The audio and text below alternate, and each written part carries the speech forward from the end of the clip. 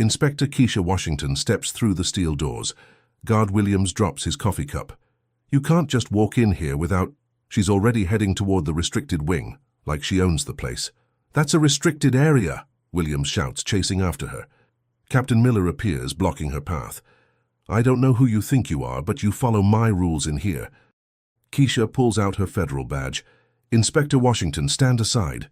Miller's boot slams into Keisha's stomach. She doubles over, gasping. Federal Inspector, my ass, he snarls, shoving her hard against the concrete wall. Her shoulder hits the stone with a sickening thud. You're just another uppity... Bruised but unbroken, Keisha slowly straightens up. She looks Miller dead in the eyes and whispers, Cell Block D, November 2009. You remember me now? Miller's face goes white as a ghost. Those eyes, that voice. The girl he tortured 15 years ago just became his worst nightmare. The fluorescent lights buzz overhead as tension fills the corridor. Other guards have stopped their routines, sensing something massive is about to unfold. Keisha brushes dust from her blazer, maintaining eye contact with Miller, who stands frozen in recognition and terror. Warden's office.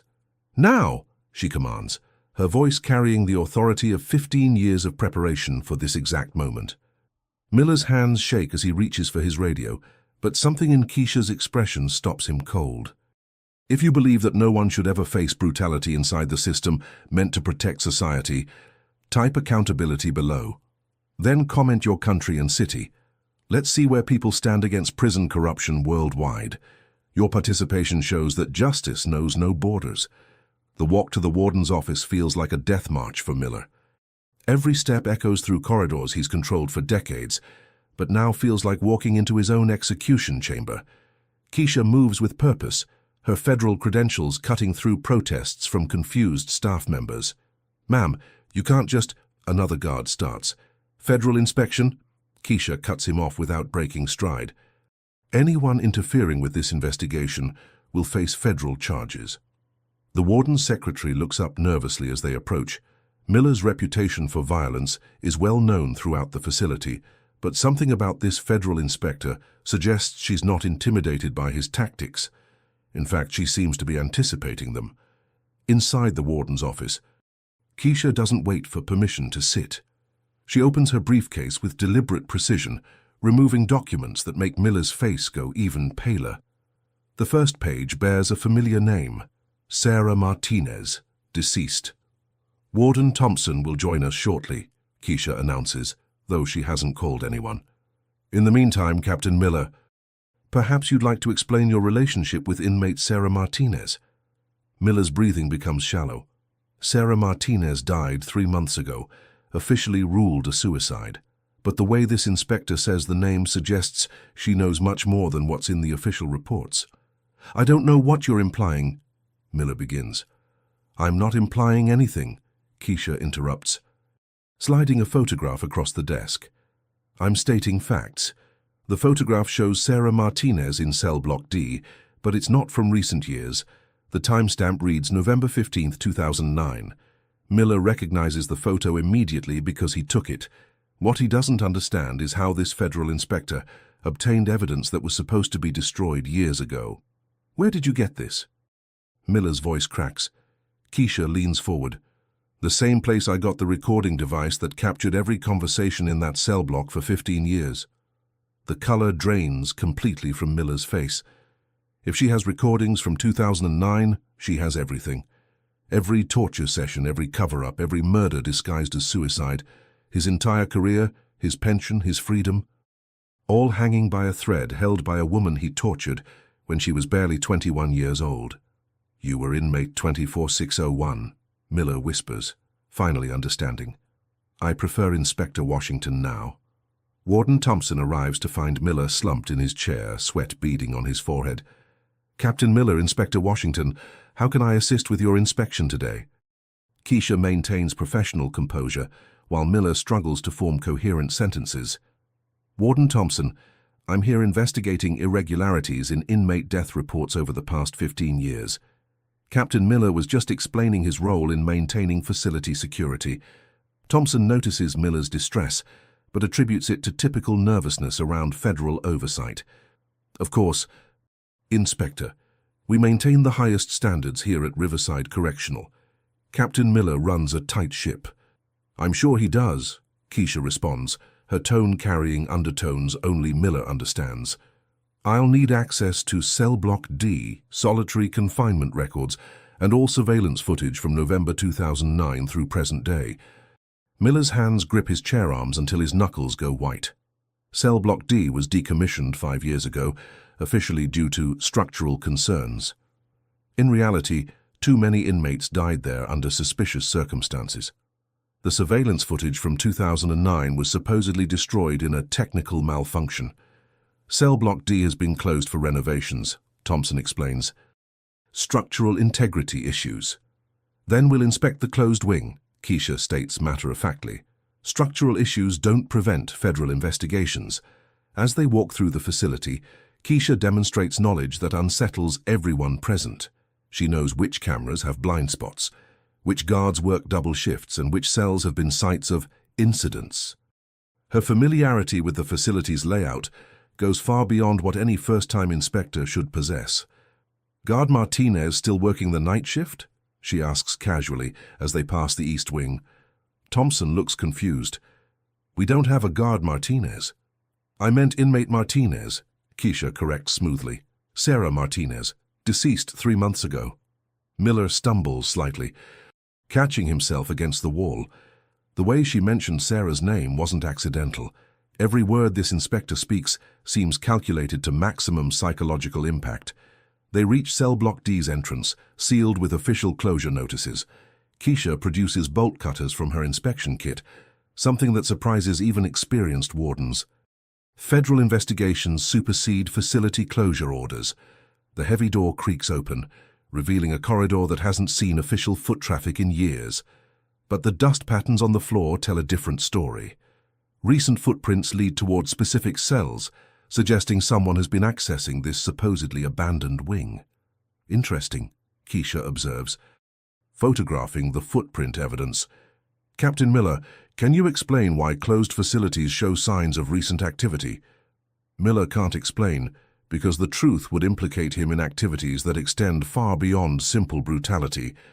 Cell Block D wasn't just where he tortured inmates. It was where he and select guards operated a side business that required privacy and discretion. Cell 247 still bears scratch marks on the walls. Keisha runs her fingers along the scratches with intimate familiarity. These aren't random marks. They're a calendar system, counting days in solitary confinement.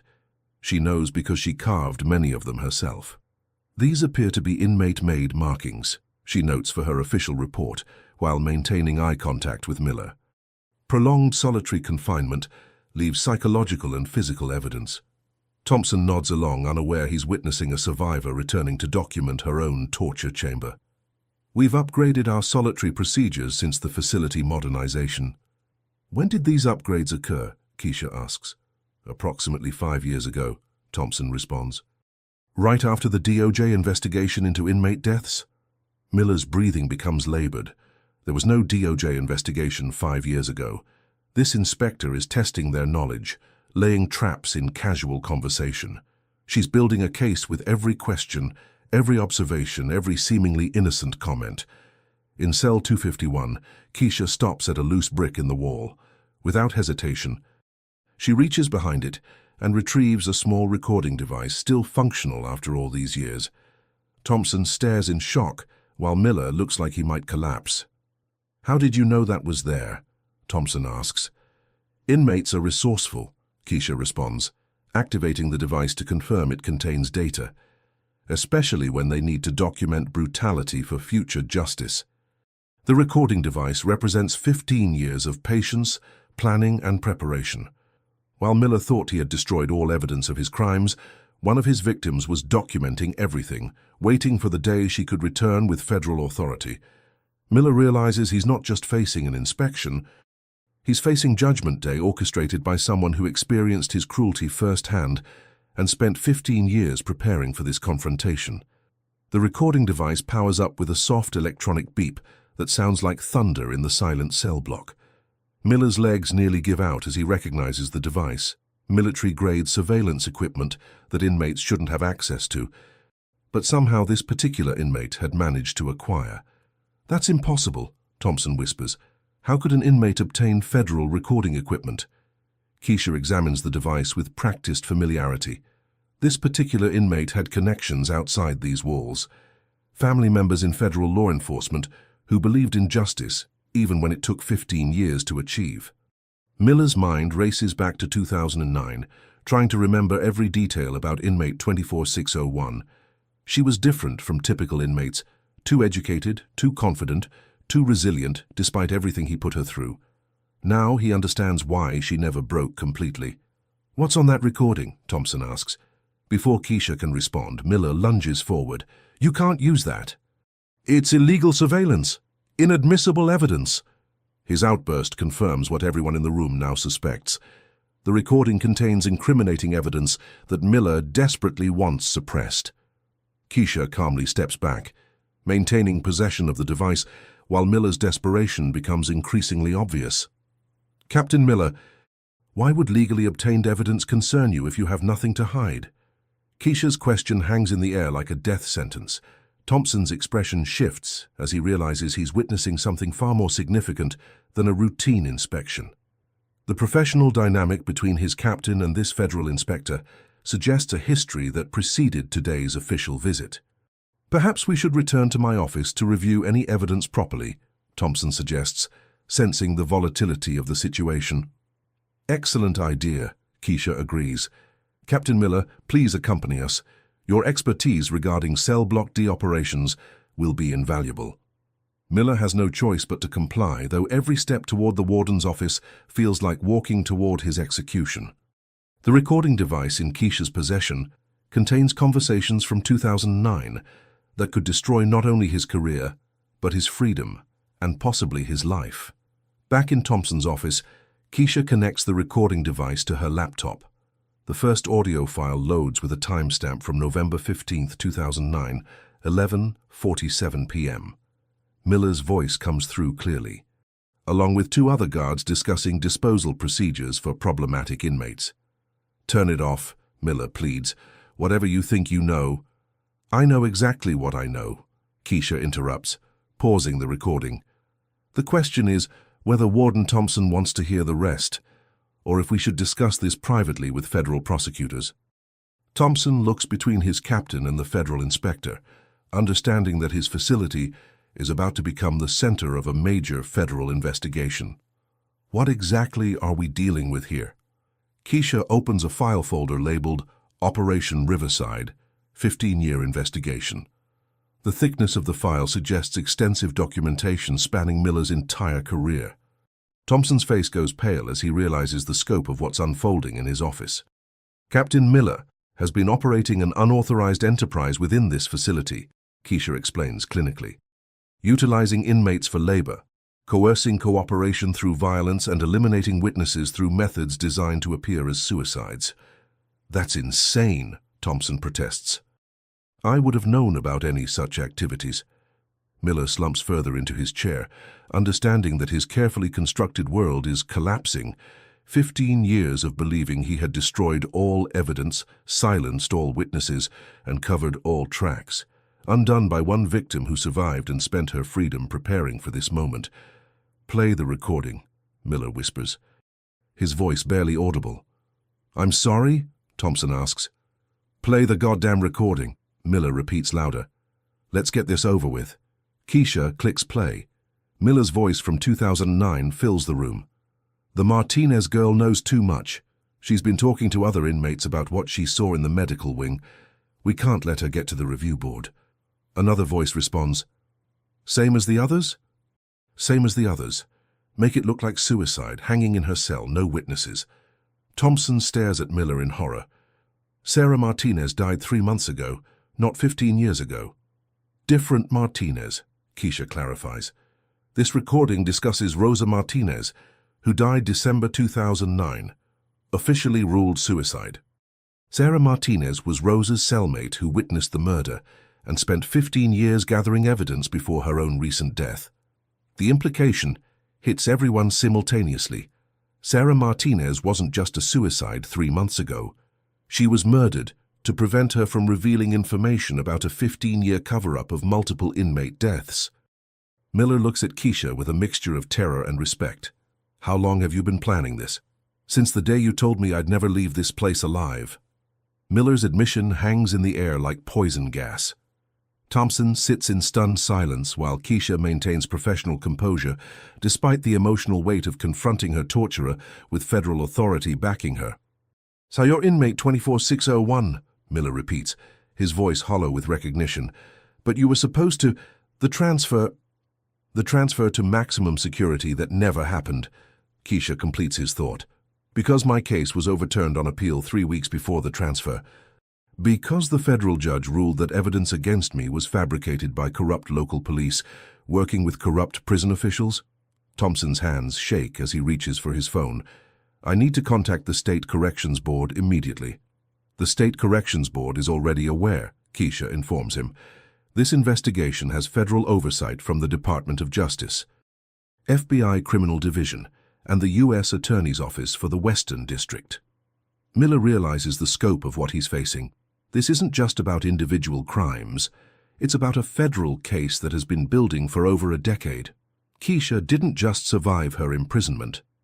She used it as preparation for a career in federal law enforcement, specifically to return and dismantle the system that nearly destroyed her.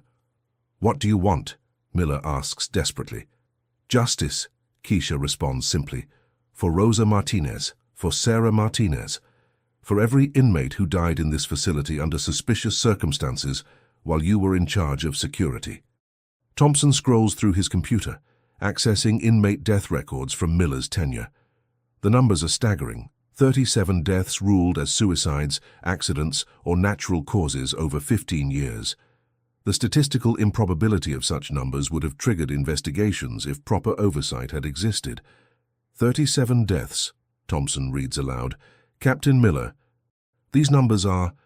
"Those deaths were thoroughly investigated," Miller protests weakly. "All ruled appropriate by the coroner." Keisha slides another file across the desk. "Coroner Marcus Webb, who received monthly payments from an account linked to your personal finances. The same coroner who failed to notice ligature marks, inconsistent with suicide, in 13 separate cases. Miller's corruption network is being systematically exposed with documentation that suggests years of preparation.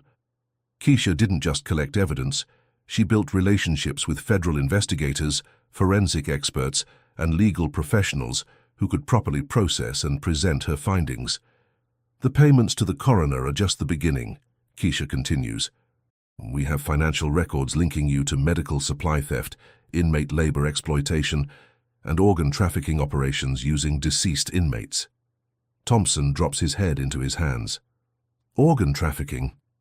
"Inmates who died under suspicious circumstances had organs removed before burial," Keisha explains. "Official records show medical necessity, but the organs were sold to private medical facilities rather than donated through legal channels. Miller's organ trafficking operation represents the darkest aspect of his criminal enterprise. Using his authority to declare inmates dead or dying, he facilitated illegal organ harvesting that generated hundreds of thousands of dollars over 15 years. The medical examiner, the funeral director, the transportation company, all receiving payments from accounts linked to your finances, Keisha documents each connection methodically. 37 inmates became involuntary organ donors to fund your retirement. "You can't prove any of this," Miller says, though his voice lacks conviction. Keisha opens her laptop to a video file dated 3 months ago. Sarah Martinez appears on screen, sitting in what appears to be a secured location, speaking directly to the camera. "My name is Sarah Martinez, inmate number 24987 at Riverside Correctional Facility. I am recording this statement because I have witnessed murders disguised as suicides, organ trafficking, and systematic corruption involving Captain Derek Miller and other facility staff." Thompson watches in horror as Sarah Martinez provides detailed testimony about witnessing Rosa Martinez's murder in 2009, documenting suspicious deaths over the following years, and working with Inspector Keisha Washington to build evidence for federal prosecution. Sarah Martinez contacted federal authorities 6 months before her death, Keisha explains. Her testimony provided corroborating evidence for our investigation and confirmed details about operations spanning multiple facilities. Miller understands that Sarah's suicide wasn't impulsive. It was calculated murder to prevent her testimony from reaching federal prosecutors. But her recorded statement ensures her evidence survives even if she doesn't. Multiple facilities? Thompson asks. Riverside is one of 12 correctional facilities where Captain Miller coordinated similar operations, Keisha reveals. Our investigation encompasses a multi-state network generating over $2 million annually through inmate exploitation, organ trafficking, and corruption. Miller's individual crimes were part of a massive criminal enterprise that operated across state lines, making it a federal case with severe penalties. His cooperation could reduce his sentence, but his exposure is so extensive that life imprisonment appears inevitable. The recording of Sarah Martinez continues. Inspector Washington knows these operations intimately because she survived them as an inmate and dedicated her career to documenting evidence for justice. She is the strongest person I have ever known. Sarah's recorded testimony fills the office with accusations that make Thompson question everything he thought he knew about his facility.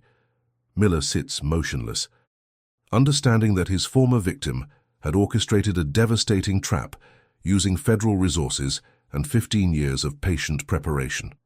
Sarah Martinez was scheduled to testify before a federal grand jury, Keisha continues, advancing to another video file. Her death 3 months ago eliminated a key witness, but not her evidence. The second video shows Sarah in the same secure location, but this recording is more recent, dated just 1 week before her death. She appears nervous, frequently looking over her shoulder, speaking in urgent whispers about increased threats from correctional staff. They know I'm talking to federal investigators, Sarah says on the recording.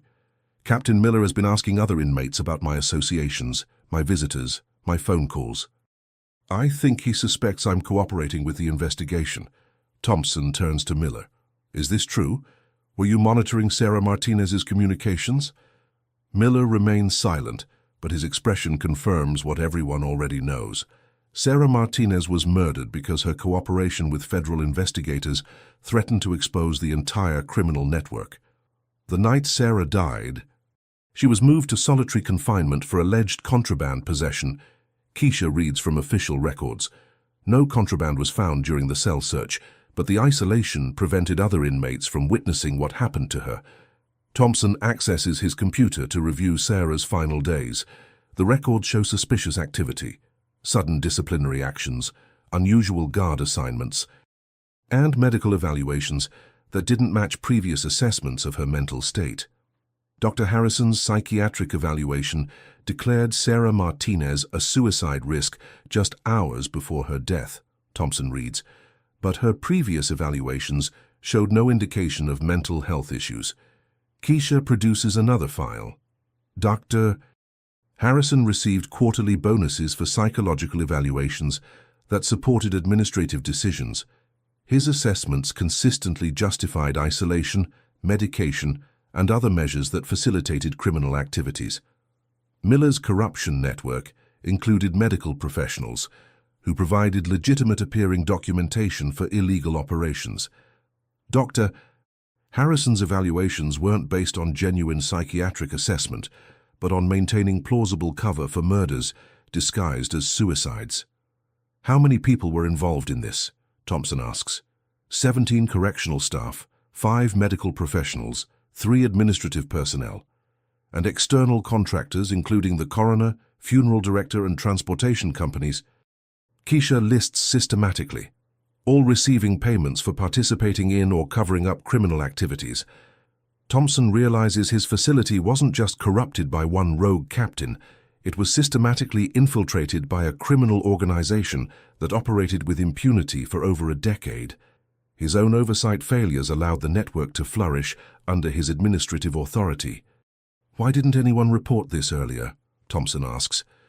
People did report it, Keisha responds grimly. Inmate complaints about brutality, family members questioning suspicious deaths, correctional staff with concerns about policies. All reports were handled by Captain Miller's internal affairs investigations. Miller had positioned himself as the primary investigator for complaints about his own criminal activities, ensuring that legitimate concerns were suppressed while maintaining an appearance of proper oversight. Internal affairs investigations consistently found no evidence of wrongdoing. Keisha reads from a thick file of complaint records. 17 inmate complaints about brutality. No action taken. 23 family inquiries about suspicious deaths, all dismissed as unfounded. 9 staff reports about policy violations, all concluded with no disciplinary measures. Thompson's administrative failures enabled the criminal network by allowing Miller to investigate himself and suppress evidence of his own crimes. The warden's trust in his captain created a perfect environment for corruption to flourish. The federal investigation began when families of deceased inmates contacted the FBI directly after state-level complaints were ignored. Keisha explains, Sarah Martinez's family provided the initial evidence that led to my recruitment for this undercover operation. Thompson looks confused. Undercover operation? My assignment to inspect this facility wasn't random, Keisha clarifies. Federal investigators specifically requested someone with intimate knowledge of Captain Miller's operations. My personal history with this facility made me uniquely qualified to identify evidence and understand the criminal network. Miller finally speaks. You've been planning this for 15 years. I've been seeking justice for 15 years, Keisha corrects.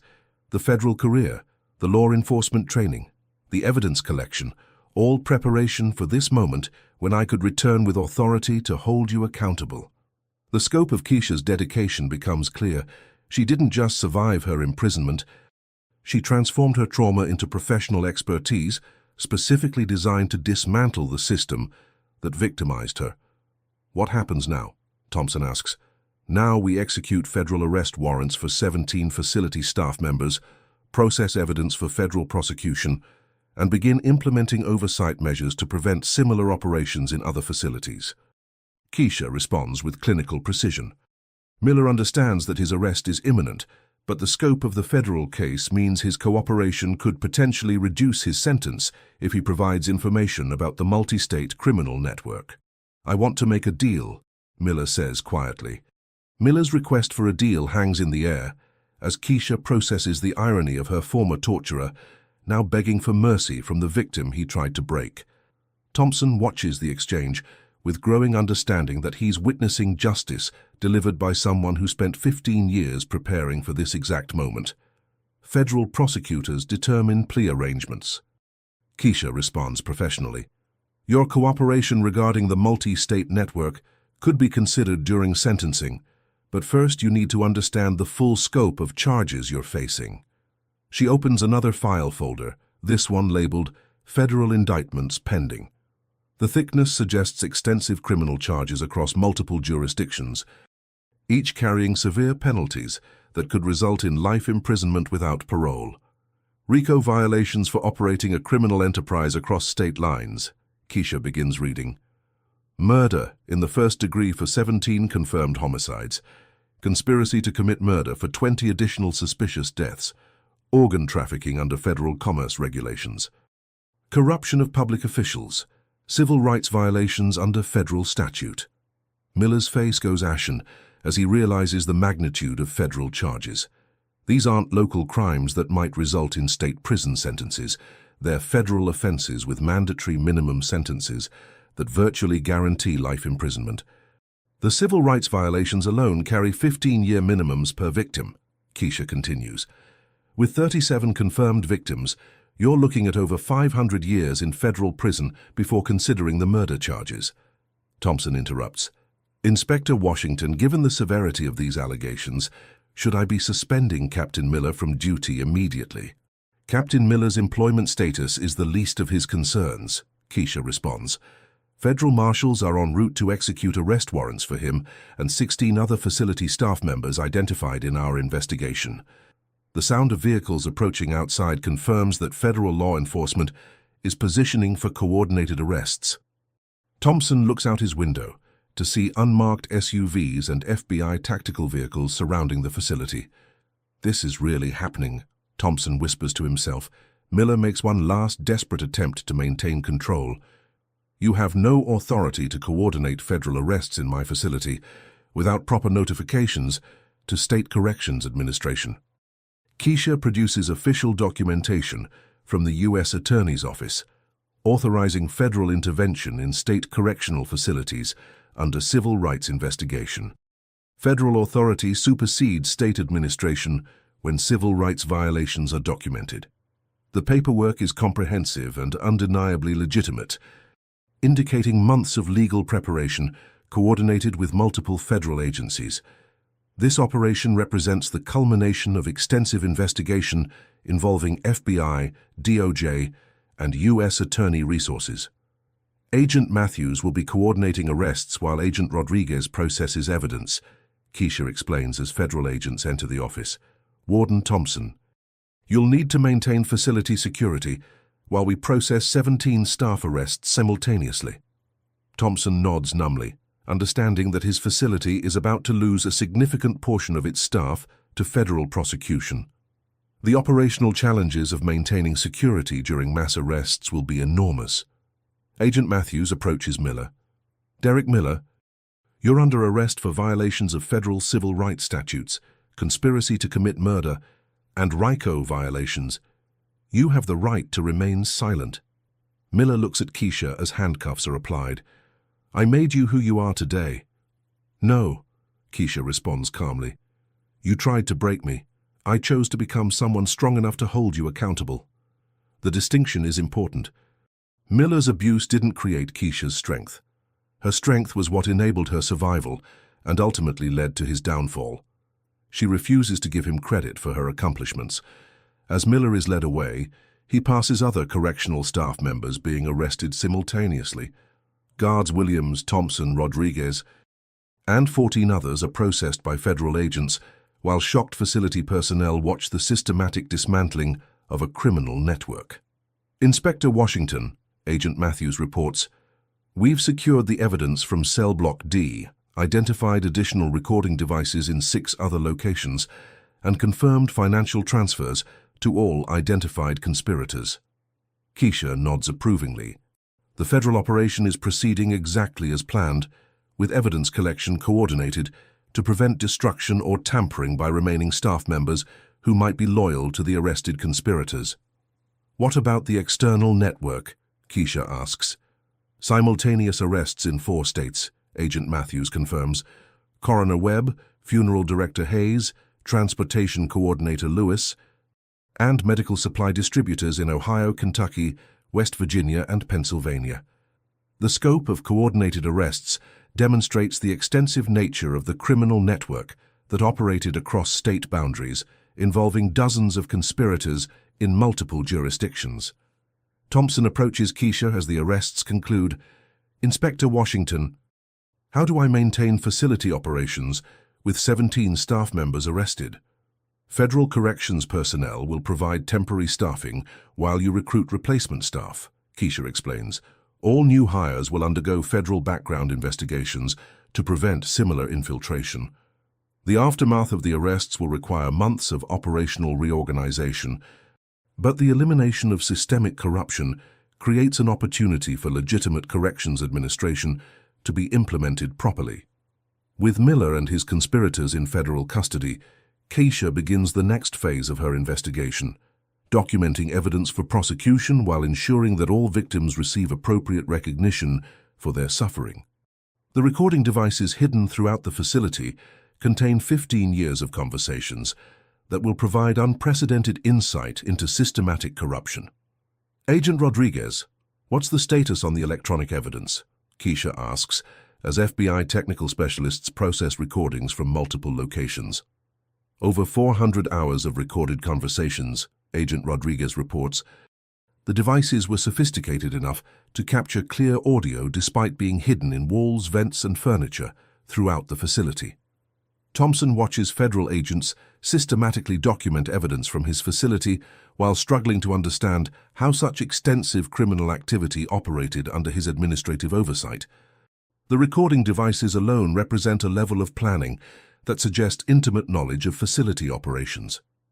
Inspector Washington, how did you manage to install recording equipment as an inmate? Thompson asks.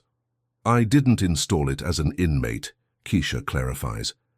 After my release and federal law enforcement training, I returned as a maintenance contractor to install surveillance equipment for the undercover investigation. Thompson realizes that Keisha had legitimate access to his facility multiple times over recent years, providing opportunities to install recording equipment while gathering intelligence for federal prosecutors. You've been inside this facility as a contractor, Thompson asks. Maintenance visits over the past 3 years, Keisha confirms. Electrical system inspections, plumbing assessments, and security system evaluations, all providing opportunities to install surveillance equipment and document criminal activities. Agent Matthews approaches with preliminary findings from the recorded evidence. Inspector Washington, we've identified conversations documenting medical supply theft, inmate labor exploitation, and coordination with external criminal organizations. The recorded evidence provides real-time documentation of criminal activities as they were being planned and executed, creating an unprecedented record of corruption that will be nearly impossible for defendants to dispute in federal court. The conversation from March 15th is particularly significant, Agent Rodriguez notes, playing an audio clip through portable speakers. Miller's voice emerges clearly. The Roberts kid knows too much about the medical supplies, same procedure as the others, suicide in solitary, no witnesses. Thompson listens in horror as Miller casually discusses murdering an inmate to prevent exposure of theft operations. The clinical nature of the conversation suggests that such discussions were routine rather than exceptional. James Roberts died March 18th, Thompson confirms from his records. Official cause was suicide by hanging in solitary confinement. Keisha produces the forensic evidence file for James Roberts. Federal autopsy revealed ligature marks inconsistent with suicide. Angle of rope burns suggested homicide rather than self-inflicted hanging. Roberts was murdered.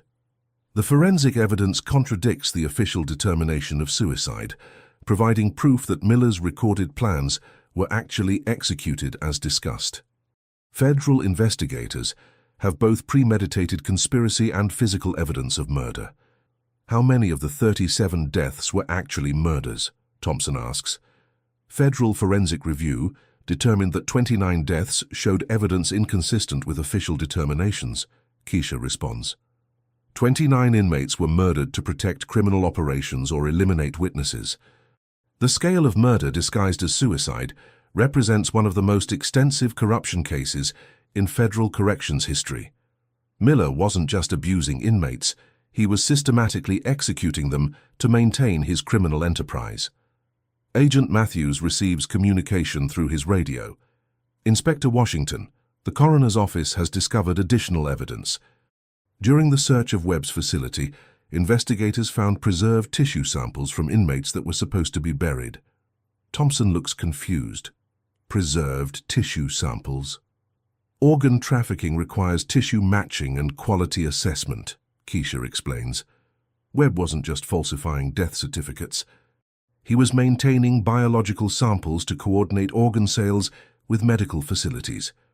The organ trafficking operation was more sophisticated than initial evidence suggested, involving medical professionals who maintained biological specimens for extended periods to facilitate sales to recipients across multiple states. The tissue preservation equipment found at Webb's facility represents significant investment in maintaining organ viability, Agent Rodriguez notes. This wasn't opportunistic theft. It was professional organ trafficking with medical-grade equipment.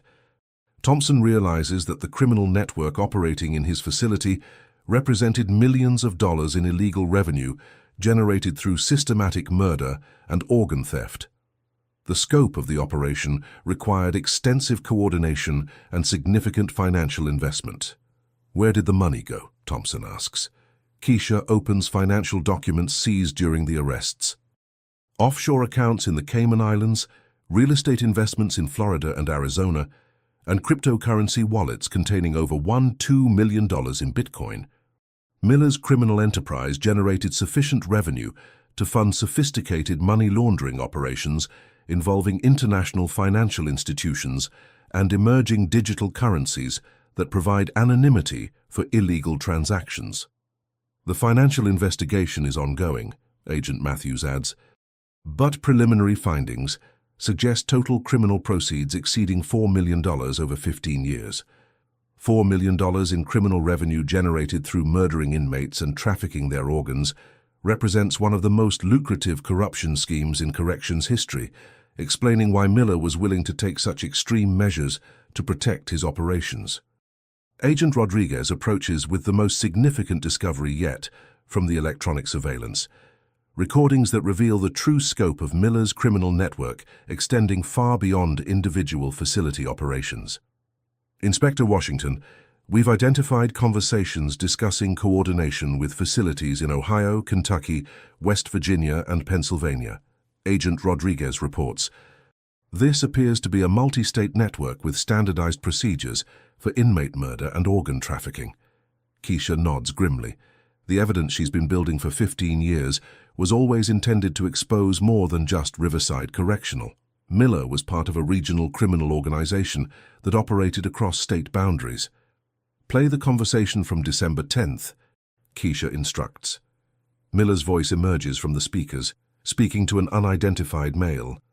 Collins reports 17 successful procedures at Portsmouth.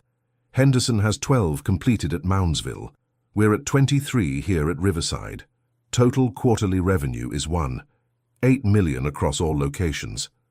Thompson stares at the speakers in disbelief. 17 successful procedures, 12 completed. These are murders disguised as medical terminology. Agent Matthews confirms Thompson's interpretation. Federal analysis indicates that successful procedures refers to inmates murdered for organ harvesting, while completed designates successful organ sales to medical facilities. The clinical language used by Miller and his conspirators demonstrates how they psychologically distance themselves from the reality of systematic murder. By referring to killings as procedures and organ theft as completions, they maintained emotional detachment from their crimes. Keisha advances the recording to another conversation from the same date. A different voice, identified as Collins from Portsmouth facility, discusses operational challenges.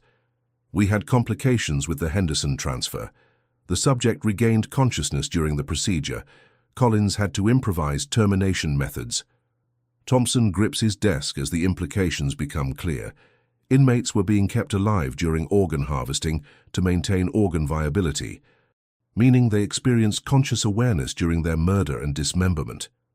How many facilities are involved in this network? Thompson asks, though he's clearly dreading the answer. Agent Rodriguez consults federal investigation files. 12 correctional facilities across 5 states, coordinated by Miller as Regional Operations Director. Estimated total victims exceed 200 inmates over 15 years. The scope of the criminal network dwarfs anything Thompson could have imagined. What appeared to be corruption limited to his facility was actually a regional murder operation involving hundreds of victims across multiple states. Regional Operations Director, Thompson repeats. Miller had authority over operations beyond Riverside. Miller coordinated training for correctional staff, standardized procedures for victim selection, and managed financial distribution among participating facilities, Keisha explains. He wasn't just operating at Riverside, he was running the entire network. Agent Matthews receives updated reports from coordinated arrests in other states. Inspector Washington, federal agents have arrested 47 individuals across the network. We've recovered over $6 million in assets and seized medical equipment from 8 locations. The simultaneous arrests demonstrate the extensive federal coordination required to dismantle a criminal network operating across state boundaries. The asset seizures indicate that the financial scope of the operation exceeded initial estimates. $6 million? Thompson asks weakly. Organ trafficking generates substantial revenue, Keisha explains. Heart, liver, kidney, and cornea sales to private medical facilities can exceed $50,000 per victim. With over 200 victims, the financial scale becomes enormous. Thompson realizes that inmates under his administrative responsibility weren't just being murdered, They were being harvested like livestock to generate millions of dollars in illegal revenue for a network he completely failed to detect. Keisha plays another recording, this one featuring Miller coordinating with medical professionals. Dr. Morrison confirms compatibility for 3 subjects at Riverside. Transportation will occur Tuesday night after shift change. Webb will process documentation by Thursday. The conversation reveals sophisticated coordination between correctional staff, medical professionals, and external contractors to facilitate organ trafficking operations. The level of organization suggests a well-established criminal enterprise with standardized procedures. Dr. Morrison works at Regional Medical Center. Thompson recognizes the name. They've been receiving organs from our facility for years through official donation programs. Agent Rodriguez confirms Thompson's observation. Federal investigators have determined that legitimate organ donation programs were infiltrated to provide cover for illegal organ trafficking. Dr. Morrison processed both legal donations and murdered victims through the same medical channels. The infiltration of legitimate medical programs provided perfect cover for criminal operations, as illegal organ harvesting could be disguised as authorized medical procedures with proper documentation from corrupted medical professionals. The Regional Medical Center processed organs from murdered inmates as legitimate donations, Thompson asks. Corrupted medical professionals provided false documentation claiming inmates consented to organ donation before death, Keisha clarifies. Families received official notifications of generous donation decisions their loved ones never actually made. Thompson understands that families of murdered inmates were not only denied justice, they were deceived into believing their murdered relatives had made altruistic decisions to help others through organ donation. Agent Matthews approaches with forensic reports from the medical center. Inspector Washington. Federal seizure of Regional Medical Center records reveals over 400 organs processed through the facility over 15 years. Documentation inconsistencies suggest approximately 60% were obtained through illegal means. The medical center served as the primary processing location for organs obtained through murder, with corrupted medical professionals providing legitimacy to what was essentially industrial-scale organ trafficking disguised as humanitarian medical procedures. What happens to the families of victims? Thompson asks. Federal Victim Services will contact all families to provide accurate information about their relatives' deaths, Keisha responds. Many families who believe their loved ones died naturally or through suicide will learn they were actually murdered. The psychological impact on families will be devastating as they discover that relatives they mourned as suicide victims were actually murdered for their organs. The deception compounds the trauma of losing loved ones in correctional custody. Agent Rodriguez receives priority communication through secure channels. Inspector Washington. Federal prosecutors have filed RICO charges against the entire network. 47 defendants face federal conspiracy, murder, and organ trafficking charges. The RICO charges indicate that federal prosecutors view the network as an organized criminal enterprise, which carries severe penalties including life imprisonment, without parole for defendants convicted of operating continuing criminal enterprises. Keisha reviews the final evidence file, containing documentation of her own victimization 15 years earlier. Personal note. Federal prosecutors have confirmed that my original conviction was based on fabricated evidence provided by Miller and corrupt local police to eliminate potential witnesses to early network operations. Thompson realizes that Keisha's imprisonment wasn't just about individual corruption. She was deliberately framed and incarcerated to prevent her from exposing the criminal network during its initial development phase. You were framed to prevent you from stopping this 15 years ago, Thompson asks. I witnessed early organ trafficking operations while working as a medical technician at Regional Medical Center, Keisha explains. My testimony could have exposed the network before it expanded across multiple states. Miller's decision to frame and imprison Keisha backfired spectacularly, as her incarceration provided intimate knowledge of facility operations that she later used to document evidence for federal prosecution. The irony is perfect, Keisha observes. Miller's attempt to silence me 15 years ago gave me the expertise necessary to destroy his entire criminal empire today. Agent Matthews receives urgent communication that changes the entire scope of the investigation. Inspector Washington, federal analysis of seized financial records reveals connections to international organ trafficking networks. This operation extends beyond domestic facilities. Keisha had suspected international connections based on the sophisticated money laundering operations, but confirmation that the network extended globally represents a development that could involve federal agencies beyond domestic law enforcement. International connections, Thompson asks, though at this point he's beyond surprise at the expanding scope of criminal activity that operated under his oversight. Agent Rodriguez displays financial transaction records on a portable monitor. Wire transfers to medical facilities in Mexico, Thailand, and Eastern European countries known for organ trafficking. Miller's network was supplying organs to international buyers when domestic demand was insufficient.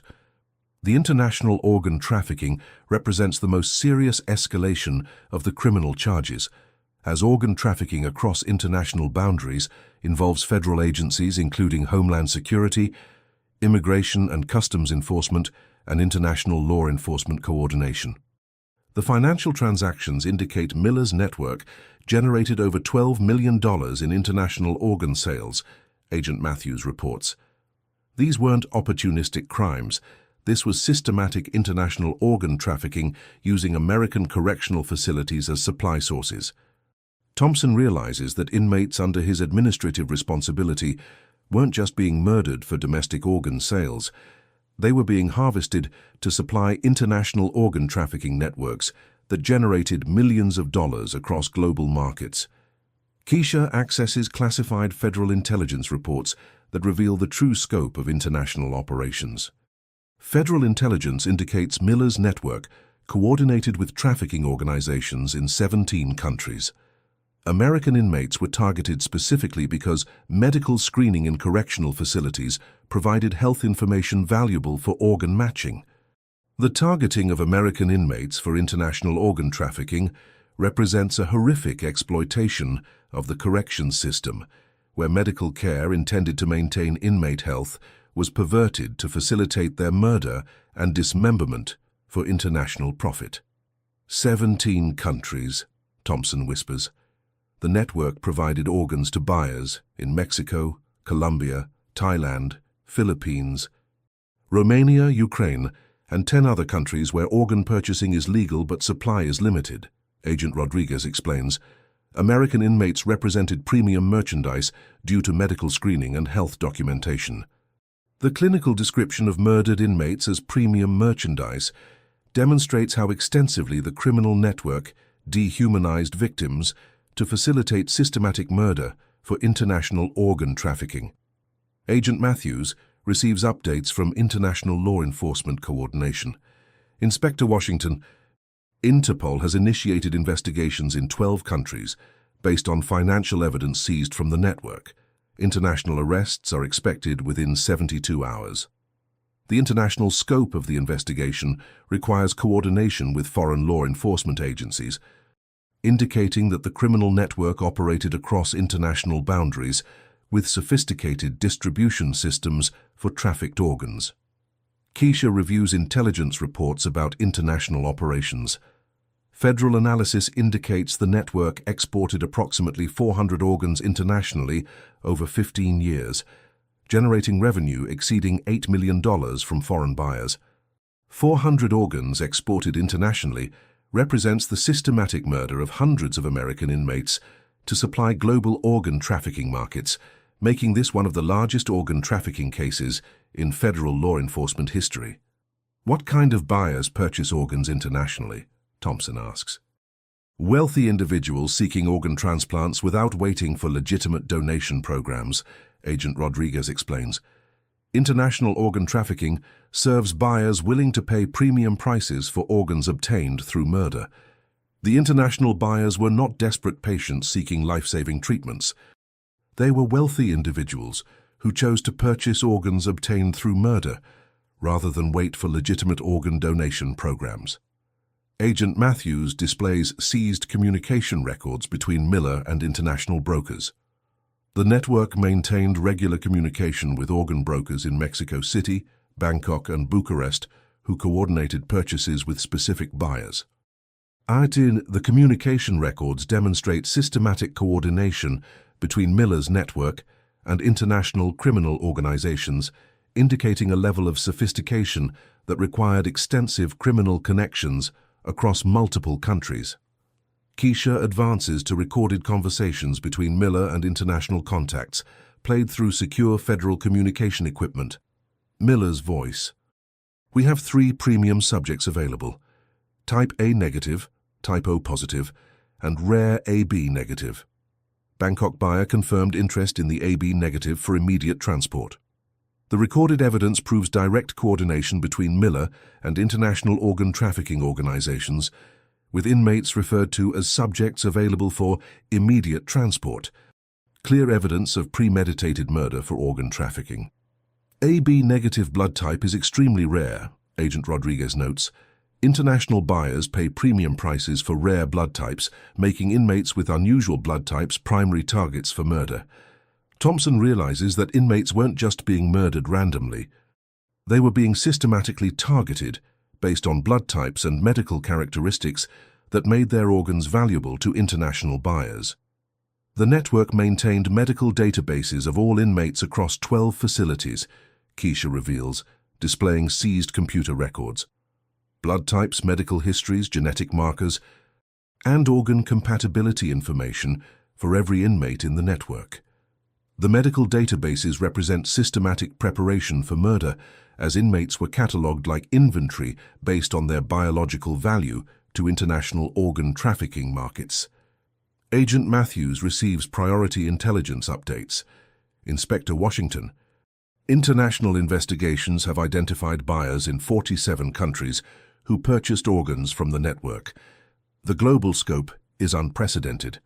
47 countries represent a global organ trafficking network that used American correctional facilities as supply sources for international criminal organizations, making this a case of national security significance beyond typical criminal prosecution. Federal prosecutors are coordinating with international law enforcement to pursue extradition for foreign nationals involved in purchasing organs from murdered American inmates, Agent Rodriguez explains. The international legal coordination will result in prosecutions across multiple countries, as foreign buyers face charges for purchasing organs obtained through the murder of American citizens in correctional facilities. Keisha reviews the final international intelligence summary. This investigation has exposed the largest international organ trafficking network in law enforcement history, with American inmates murdered to supply global organ trafficking markets, generating over $20 million in criminal revenue. $20 million represents the total value of organs trafficked internationally from murdered American inmates, making this not just a corrections corruption case, but a matter of national security involving systematic murder of American citizens for international profit. What happens now? Thompson asks. Now we ensure that every victim receives justice and every perpetrator faces consequences for participating in systematic murder for international organ trafficking. Keisha responds with determination that reflects 15 years of preparation for this moment. Agent Matthews receives communication that transforms the federal investigation from a corrections corruption case into a matter of national security. Inspector Washington. Intelligence analysis reveals that the network targeted specific inmate populations based on requests from international buyers seeking organs with particular genetic characteristics. Keisha reviews classified intelligence reports that demonstrate the network's targeting wasn't random, but systematically focused on inmates with specific biological characteristics valuable to international organ trafficking markets. Genetic characteristics? Thompson asks, though he's beginning to understand that every revelation expands the scope of criminal activity beyond his ability to comprehend. Agent Rodriguez displays seized medical records on secure federal equipment. The network maintained genetic profiles for inmates across all 12 facilities, identifying individuals with rare genetic markers that made their organs exceptionally valuable to international buyers. The genetic profiling represents systematic preparation for murder based on biological characteristics, indicating that inmates were targeted for death based on their genetic value to international organ trafficking markets. Federal analysis indicates the network prioritized inmates with specific genetic markers associated with compatibility for wealthy international buyers with rare medical conditions, Keisha explains, reviewing intelligence reports. Thompson realizes that inmates weren't just being murdered for general organ trafficking. They were being systematically hunted and killed based on genetic characteristics that made their organs specifically valuable to particular international buyers. Agent Matthews displays communication records between Miller and genetic analysis laboratories. The network contracted with legitimate genetic testing companies to analyze inmate DNA samples, ostensibly for medical research, but actually to identify valuable genetic markers. The infiltration of legitimate genetic research provided cover for systematic genetic profiling of inmates to facilitate their murder for organ trafficking to specific international buyers with particular genetic requirements. Genetic testing companies were unknowingly providing analysis that facilitated murder, Thompson asks. The companies believed they were conducting legitimate medical research on correctional populations, Agent Rodriguez clarifies. They had no knowledge that their genetic analysis was being used to select murder victims. The deception of legitimate genetic research companies demonstrates the sophisticated methods used by the criminal network to obtain scientific analysis necessary for systematic murder targeting specific genetic characteristics. Keisha accesses classified federal intelligence about international buyers.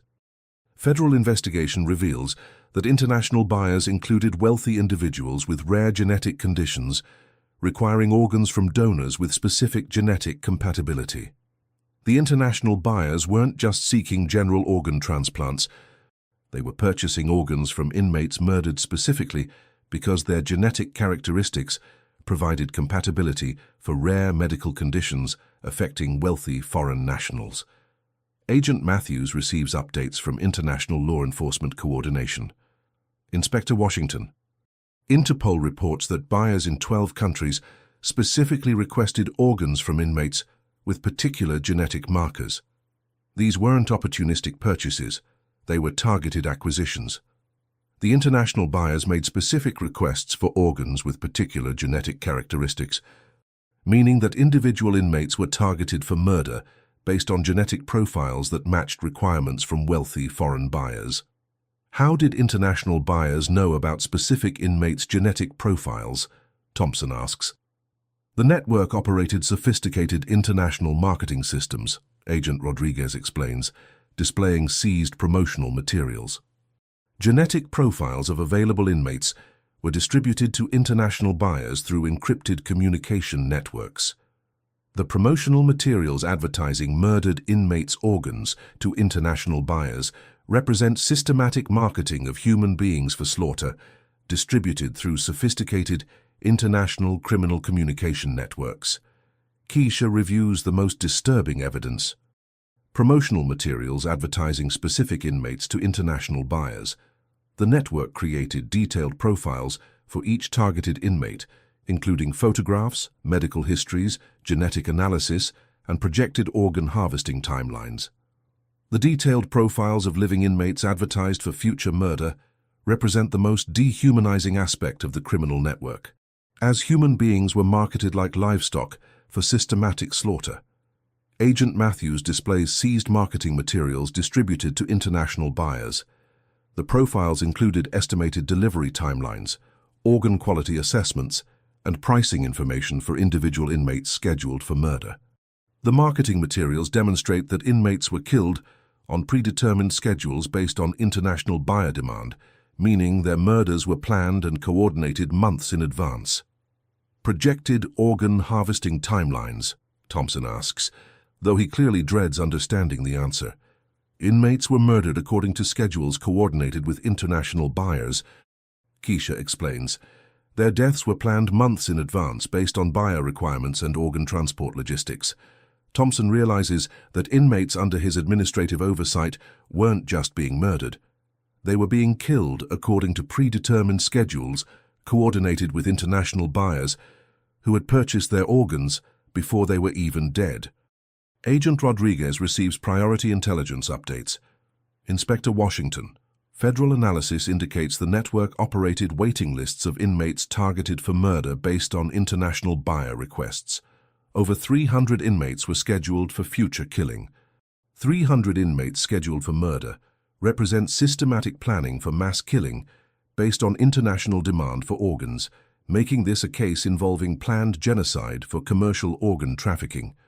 The waiting lists were organized by blood type, genetic markers, and medical compatibility, Agent Matthews explains. Inmates were scheduled for death based on matching with specific international buyers. The systematic organization of murder schedules based on biological characteristics represents industrial-scale planning for human slaughter, disguised as correctional facility operations. Keisha accesses the final classified intelligence report. Federal investigation confirms that the network planned to expand operations to include juvenile correctional facilities, targeting young inmates whose organs would be more valuable to international buyers. The planned expansion to juvenile facilities represents the most horrific escalation of the criminal network, as children in correctional custody would have been systematically murdered for their organs. Children? Thompson asks, his voice barely audible. Juvenile inmates represent premium merchandise for international organ trafficking due to age-related organ quality, Agent Rodriguez explains clinically. The network viewed expansion to juvenile facilities as highly profitable. The targeting of children for systematic murder and organ trafficking represents the ultimate moral depravity of the criminal network, as minors in correctional custody would have been killed for international organ trafficking. Agent Matthews receives final updates from federal prosecutors.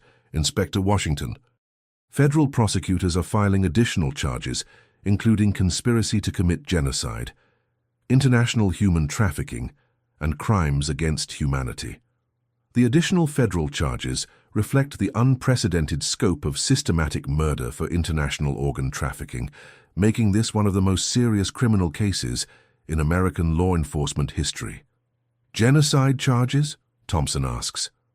Systematic murder of specific population groups based on genetic characteristics meets federal definitions of genocidal activity, Keisha explains. This wasn't just organ trafficking, it was systematic extermination based on biological targeting. The genocide charges reflect the systematic nature of targeting specific populations for murder, elevating the case beyond typical criminal prosecution to crimes against humanity prosecution. Agent Matthews receives the most significant intelligence update of the investigation. Inspector Washington. Federal analysis of seized international communication reveals that the network was preparing to expand operations to target civilian populations outside correctional facilities. Keisha reviews classified intelligence that demonstrates the criminal network's plans extended beyond correctional facilities to include systematic targeting of vulnerable civilian populations for organ trafficking. Civilian populations? Thompson asks, understanding that the scope of planned criminal activity extended beyond anything he could have imagined. Agent Rodriguez displays seized planning documents. The network developed targeting protocols for homeless populations, undocumented immigrants, and individuals in psychiatric facilities. Vulnerable populations with limited social connections who could disappear without extensive investigation. The planned expansion to civilian populations represents systematic preparation for mass murder disguised as social services, using the same methods developed in correctional facilities to target broader vulnerable populations. Federal intelligence indicates the network coordinated with international criminal organizations to identify optimal civilian targets across multiple states. Keisha explains, reviewing classified reports about planned expansion operations. Thompson realizes that the criminal network operating in his facility was preparing to expand systematic murder for organ trafficking to include vulnerable civilian populations across multiple states. Agent Matthews displays communication records between Miller and civilian targeting coordinators. The network maintained databases of homeless populations, undocumented immigrants, and psychiatric patients identified as optimal targets for organ harvesting. The databases of civilian targets represent systematic preparation for mass murder of vulnerable populations, using information gathered through infiltration of social services designed to help those populations. How did they gather information about civilian targets? Thompson asks. The network infiltrated social service organizations, homeless shelters, immigration services, and psychiatric facilities, Agent Rodriguez explains. Legitimate social services were exploited to identify vulnerable individuals for systematic murder. The infiltration of social services represents a betrayal of organizations designed to protect vulnerable populations, as humanitarian services were perverted to facilitate the targeting of those they were intended to help. Keisha accesses intelligence about international coordination for civilian targeting. Federal investigation reveals that international buyers specifically requested organs from civilian populations, believing they would be healthier than inmates due to less restricted lifestyles.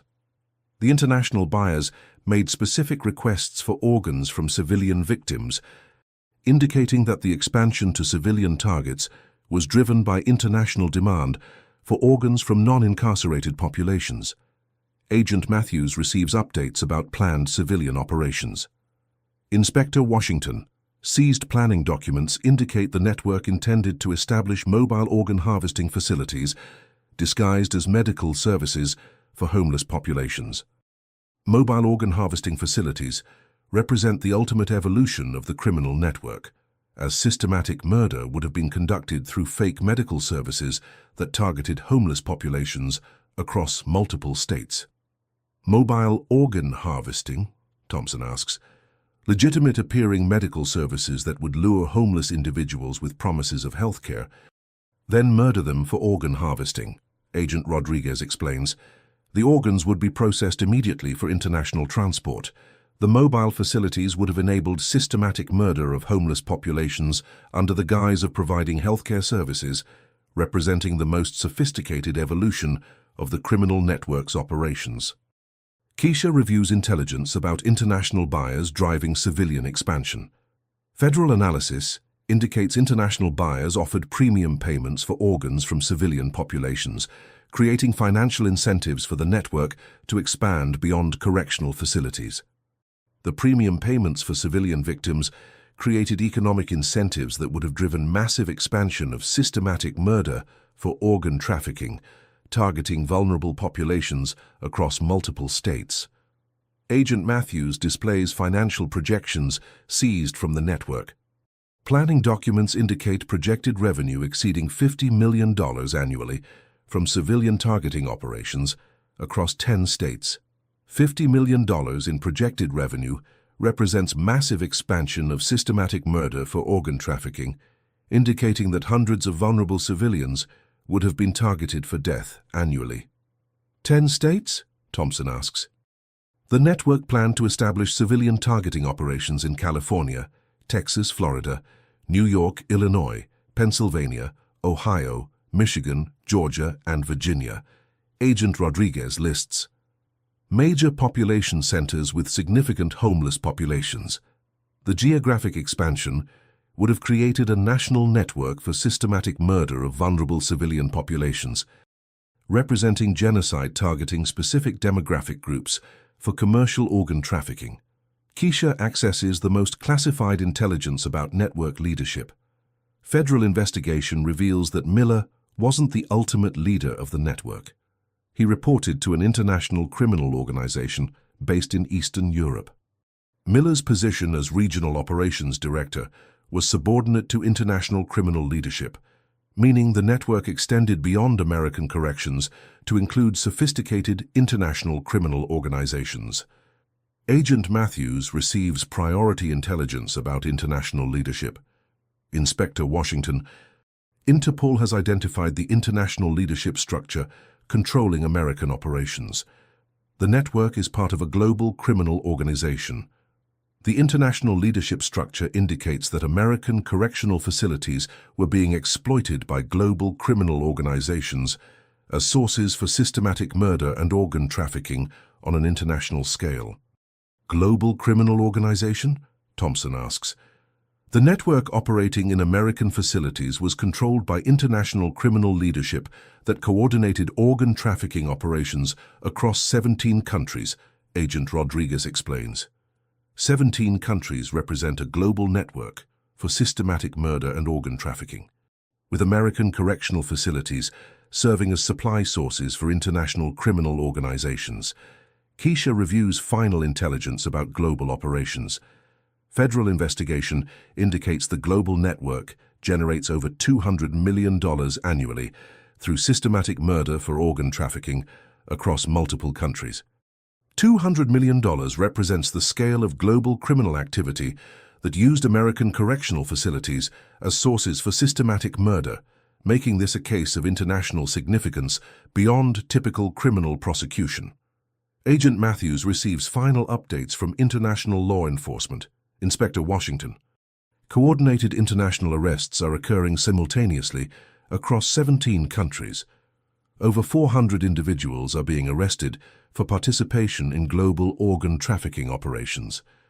The coordinated international arrests represent the largest international law enforcement operation in history, targeting a global criminal network that used systematic murder for commercial organ trafficking.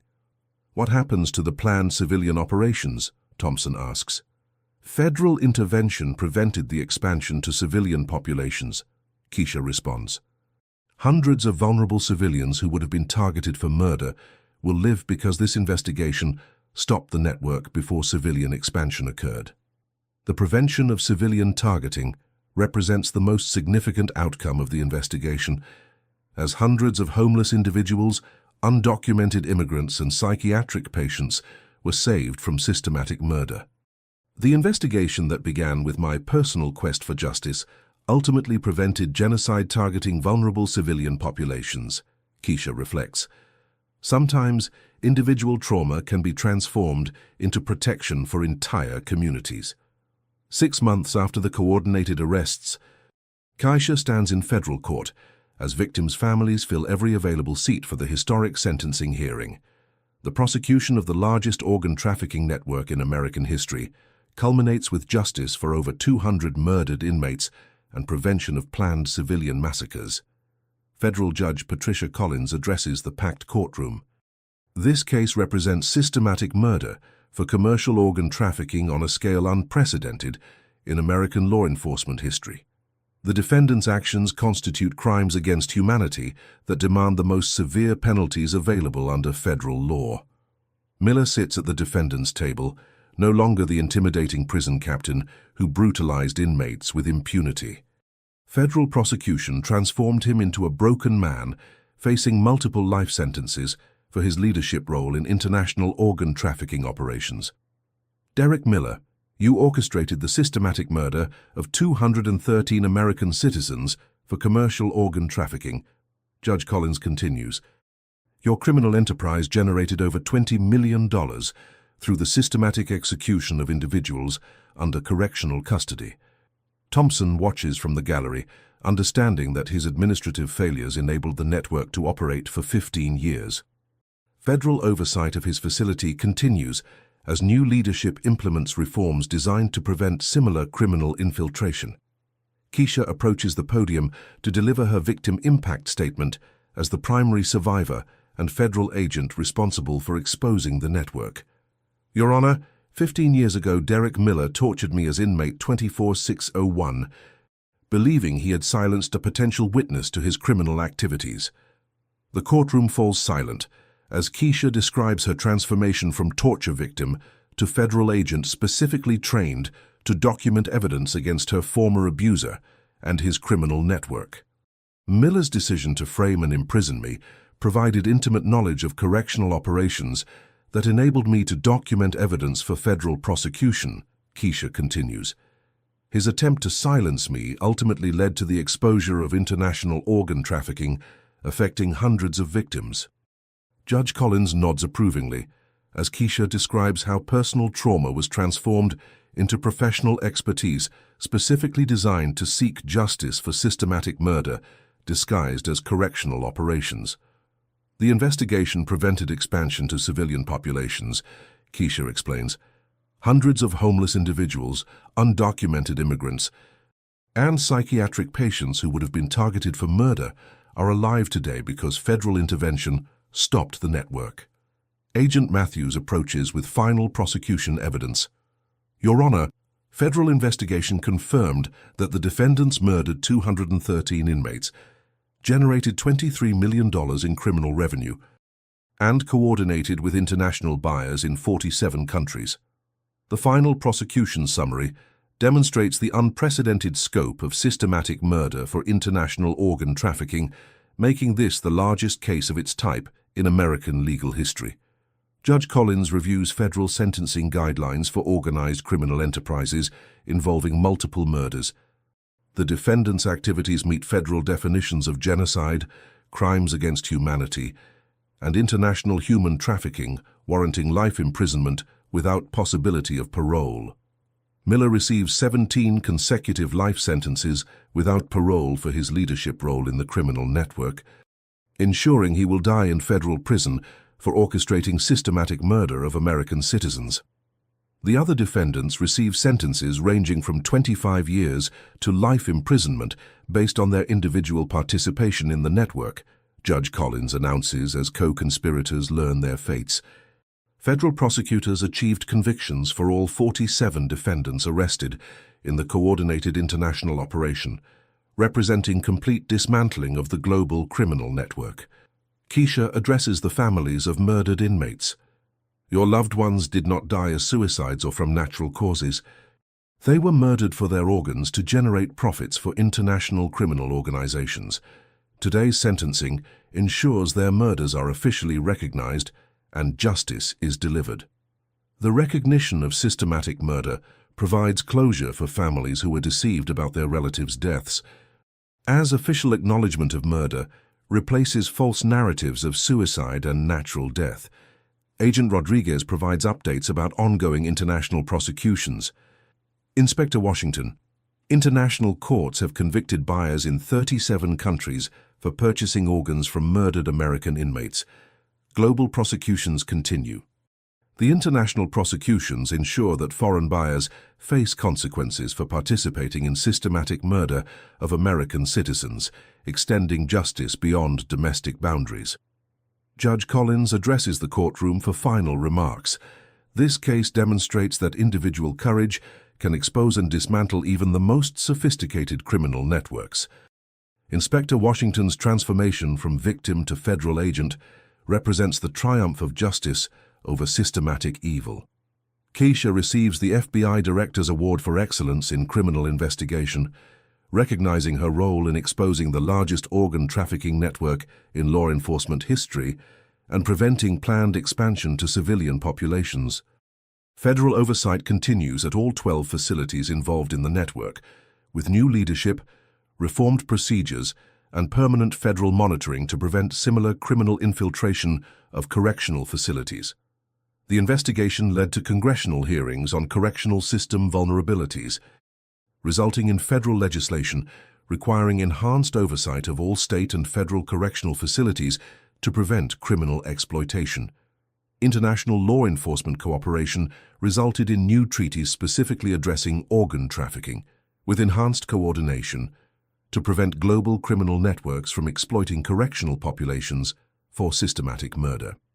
Keisha returns to her federal law enforcement career with specialized focus on institutional corruption, using her expertise to investigate similar networks before they can establish systematic murder operations. Miller tried to break me 15 years ago, Keisha reflects. Instead, he created the federal agent who would ultimately destroy his entire criminal empire and save hundreds of future victims. The families of murdered inmates finally have truth about their loved ones' deaths, official recognition of their murders, and justice through life sentences for all perpetrators involved in systematic killing for organ trafficking. Federal victim compensation provides financial support for families affected by the network, acknowledging the government's failure to protect inmates from systematic murder while under correctional custody. The investigation exposed vulnerabilities in correctional systems that enabled criminal networks to operate with impunity, leading to comprehensive reforms designed to protect vulnerable populations from exploitation.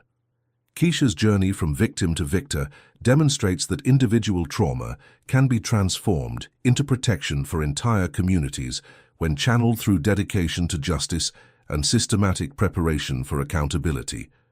The largest organ trafficking network in American history was dismantled through the courage of a survivor who spent 15 years preparing to hold her abusers accountable for crimes that extended far beyond individual brutality to systematic murder for international profit.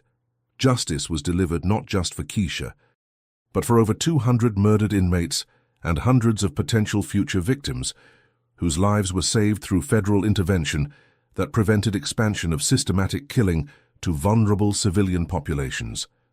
Thank you to everyone who typed accountability and shared your locations with us. Seeing this global community united for accountability and truth proves that justice is a universal human value. If this story moved you, please subscribe for more stories of courage triumphing over institutional corruption. Until next time, remember that one person's determination can transform an entire system.